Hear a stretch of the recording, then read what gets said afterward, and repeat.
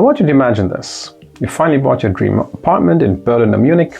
You've signed the contracts, paid the amount, gotten the keys, you're settling in. Then, 6 months later, you get a letter. It says the roof needs replacement, 100K renovation overall. But here's the kicker. The Homeowners Association meetings voted to split the cost based on ownership share, meaning you owe 10,000 bucks. You think no problem, that's what the shared maintenance fund is for.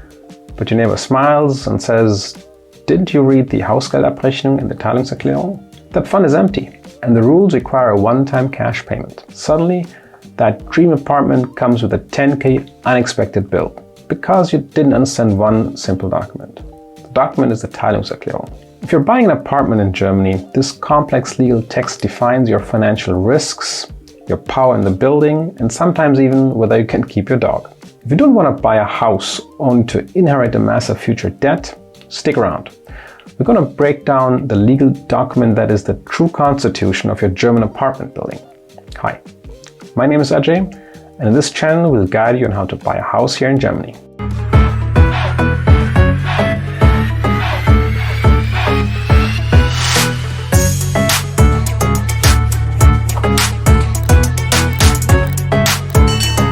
Standalone house here, the rules are usually pretty simple. You buy the land, you buy the house, and you decide what color to paint the front door. But if you're like most expats in major German cities, you are likely looking to buy an apartment, an Eigentumswohnung. And here the legal situation is completely different.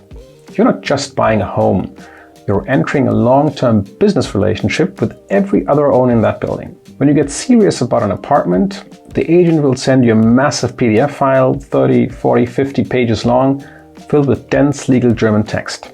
It's tempting to just scroll to the bottom, hope for the best and sign. Do not do that. The document is called a Teilungserklärung, Declaration of Division or Declaration of Partition, and it is essentially the constitution of your building. It defines exactly what you own, what you don't own, and who pays for what. Today, we're going to decode this document. I'll explain the 3 types of ownership it creates and the red flags you need to look for before you commit any life savings. So, what exactly is a Teilungserklärung? Legally, a multifamily building starts as one giant piece of property. Teilungserklärung is the document recorded in the land register, Grundbuch, that cuts the property up into smaller sellable pieces. Think of the entire property, the land, the building, the garden, as a cake. The Teilungserklärung defines how the cake is sliced and who gets to each part. To understand this, you need to learn the German terms. These will appear everywhere in the contract. First one is Sondereigentum, special ownership. This is the part that belongs 100% to you. You can do whatever you want with it, mostly, and this typically includes the air inside your apartment, the inner non-load bearing walls, the floor covering, so the tiles, parquet, laminate, whatever, your bathroom fixtures. Second is the Gemeinschaftseigentum, common property. This is the part that belongs to everyone, the community of homeowners, Wohnungseigentumergemeinschaft, or WEG. You own a share of this, but you cannot alter it alone. This includes the roof, the structural outer walls, the staircase, the elevator, pipes inside the walls, and crucially, usually the windows and the entrance door to your flat are considered common property because they affect the outer appearance of the building. Third is Sondernutzungsrechte, special use rights. This is the tricky middle ground. This refers to parts of the common property that only you are allowed to use. Example here, a garden on the ground floor.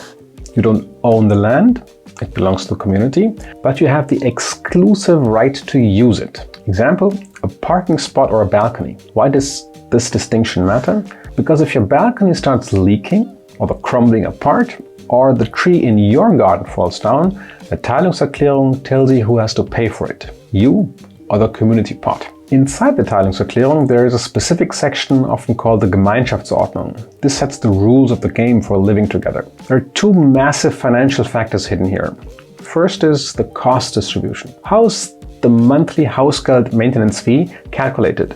Usually it is calculated by your ownership shares, known as the Miteigentumsanteile, or abbreviated MEA. For example, if you own 50 out of 1,000 shares, you pay 5% of the building's cost. However, sometimes costs are distributed by number of units or by square meters. You need to check this to make sure the calculation is fair for your specific unit. Second would be voting rights, Stimmrecht. When the owner meets once a year to decide on renovations, how do you vote? Value principle is the first one. You vote based on your shares, MEA, and if you own a big penthouse, your vote counts more than the person in the studio flat. Second option would be a head principle. One person, one vote. You need to know if you will have a real say in the future of the building or if you can be easily outvoted by a majority owner. When you receive this PDF or a hard copy file, I don't expect you to read every word of the legalese, but you or your translator or home loan consultant should scan for these specific red flags. First,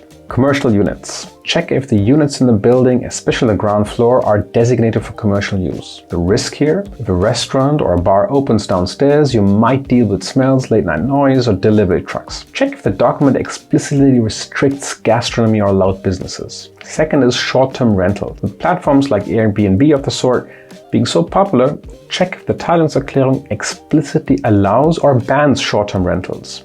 For example, Ferienvermietung. The risk here, if it's allowed, your neighbors might change every weekend, which can be noisy and annoying.